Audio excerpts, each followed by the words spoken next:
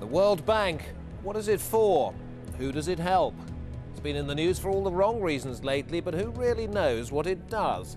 Do the poor benefit? And if they do, who pays? This is Inside Story.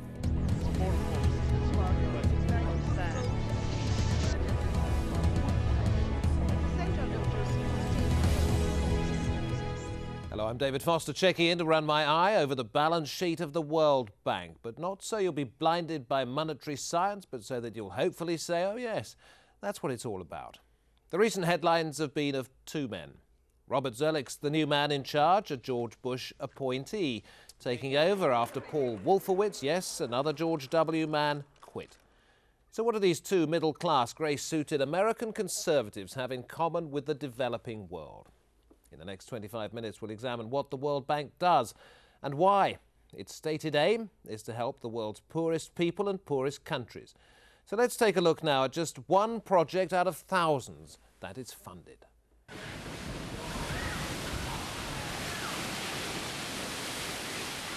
The world had never seen anything like it. A wave so high it swamped most coastlines in the Indian Ocean. The Indonesian province of Aceh was the worst hit. More than 100,000 died there. Tens of thousands more are still missing. And of the already poor population, half found themselves below the poverty line and dependent on aid. The World Bank already had a large program running in Aceh. It took the lead in pooling together and managing $750 million promised by 15 of the world's major donors. Some of that cash was used to work out who owned what land, to clear debris, start rebuilding homes, and send thousands of children back to school. But beneath this activity, concern that work was progressing slowly, and that some of the rebuilding was poorly done. As the overseer of funds, many hold the World Bank responsible. The bank says work was slow to start, given the extent of the destruction, and the difficulties in coordinating such a vast project. It now promises that reconstruction work will soon reach its peak. But for now, many of those in Aceh are still stranded amidst the wreckage of the tsunami. Let's bring in our guests. Let's try to broaden the discussion. First of all, from Brussels, Alex Wilkes, coordinator for the European Network on Debt and Development, who for nearly a decade ran the Bretton Woods project, which monitors the World Bank and the IMF. And from Washington, Dennis Dutrey, first Vice President of the Center for Global Development, formerly Director of the World Bank's operations in part of Central Asia. And Dennis Dutrey, let me come to you first of all, because you also ran operations in Indonesia, and our story there was about what went on in Aceh. I know this was after you had left, but you were there when there was the major financial crisis a couple of years earlier. Even more money poured in by the World Bank into that. How do you check it's going to the right place? David, I think the Aceh example is a classic case of the tension that development people face in various forms when they try to do development in difficult settings. Ironically, Aceh was not a typical World Bank project. It was really takes the bank back to its core foundation when it was set up to help with the reconstruction of Europe after the Second World War. So the Aceh project is essentially a reconstruction and development project after an enormous natural disaster. But the tension that was there, I think you illustrated when you said people were upset that things didn't move more quickly. When you have developing countries with relatively weak institutions, even if they have the best of intentions, and you want to serve a constituency of rich countries that want to make sure that every dollar goes where it's supposed to go, inevitably things are going to slow down. But was that not during the problem? The financial crisis? Exactly, I was going to lead you on to that. Wasn't that the problem during the financial crisis in Indonesia? Nobody was quite sure whether the money was getting there, or getting there at all, or indeed getting there in the right way. It was always an issue of sort of shadows and vague numbers. But again, it was a classic example of the trade-off. When Indonesia went into the financial crisis, per capita consumption fell rather dramatically, and one of the roles that the international community wanted the World Bank to play was to provide a social safety net, particularly to the poor in Indonesia. For that purpose, it set aside more than $1.5 billion to fund that program. When we took that program to the World Bank's executive directors who ultimately approved the program, I was asked, can you guarantee that every dollar of this program is going to go to the intended beneficiaries? And my answer to that was the same answer that the World Bank should be giving in Aceh. No one can make that guarantee.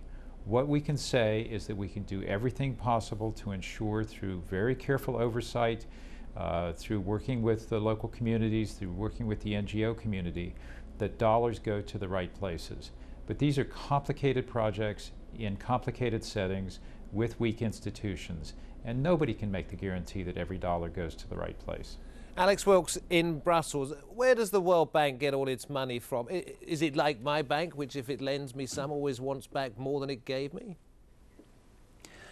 Well, you won't be able to deposit money in the World Bank, but the world's governments, the richer governments in the world, do deposit money to the World Bank. The other part of the World Bank's money comes by raising bonds on Wall Street, the City of London, etc. So it's an institution with a public mandate, but its finances come from the richer countries and from the bond markets.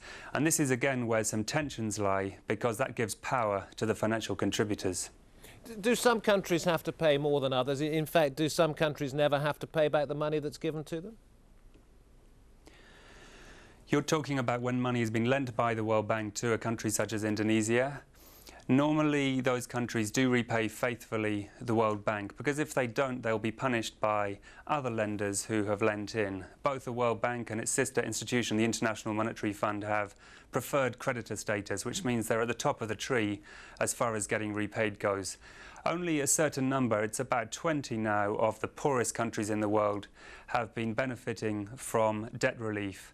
This is after years of campaigning by organisations such as mine. So a few organisations have been let off the hook for their repayments to the World Bank, but most of them do faithfully repay year after year, even at the expense of other needs in the country. Does it work well? The World Bank has certainly had some successes, but often it is perceived by people on the ground who most need help as a quite distant organisation, one that has a lot of people with PhDs, a lot of expertise, but which fails to connect with those people on the ground who most needs help, fails to connect with the most energetic projects to relieve poverty. The first encounter that I had with the World Bank was over 10 years ago when I went to India as part of a human rights panel. And there the World Bank was building an enormous dam which was going to create a reservoir 120 miles long, and was going to displace hundreds of thousands of the poorest people in India from their lands. Now, many people saw this as a project which would benefit some people in the elite in India who would be able to build more sugarcane factories, for example, and was at the expense of the poorest people. And the World Bank was talking about sensitivity to indigenous people, talking about the environment, but was not able to walk the talk. Dennis de Trey, I was looking at what the previous president of the bank, Paul Wolfowitz, said. He said Sub-Saharan Africa is the most important priority for the World Bank, but there are other countries. And looking at the figures, it seems that the not-so-poor countries are getting half as much again as the poorest countries. Why is that? Well, I mean, the bank has these two lending windows, and it's very important to understand how the bank operates.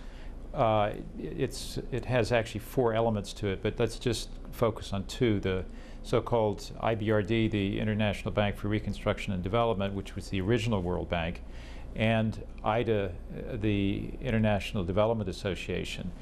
IBRD lends to middle-income countries, and it's the larger of the two windows, in part because the lending is not constrained. As Alex said, the bank has a very high borrowing standard for itself, so it can go out onto international markets and borrow at very cheap rates and then on-lend to its middle-income countries. So, but that is part of the current debate as to how much lending into these middle-income countries the World Bank should be doing. So can I just interrupt you slightly there, and just say, so it would appear that it's safer for the World Bank to lend to safer countries than it is to invest in those countries that might need it the most? Well, that is is an aspect of maintaining the bank's rating in the international markets. It has to be financially secure.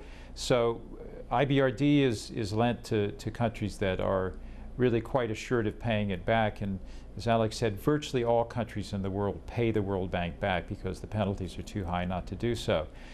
The soft window of the World Bank, the window through which grants are given to countries and through which interest-free loans are given, is replenished each 3 years by the rich countries that support it. So in that sense, it's not a function of the bank's ability to borrow.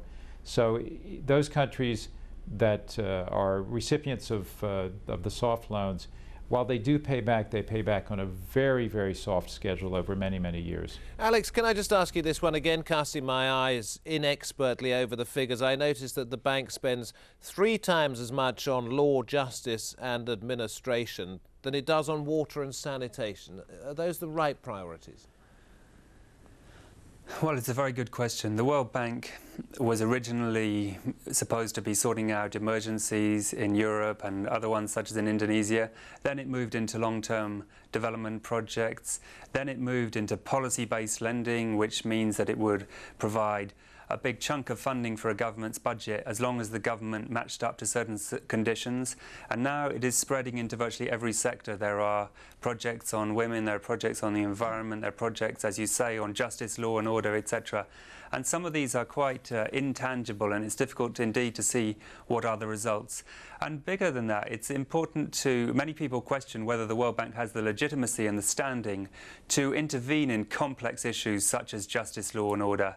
This whole good governance debate has been certainly something which many people have been questioning in recent weeks as the Wolfowitz scandals have unfolded. OK, when you say good governance, I think the general term for it is corruption. We're going to talk about this a great deal more in just a moment. When we return, we'll be asking who runs the World Bank. Is it the world or Washington? Are changes needed? Stay with us on Inside Story.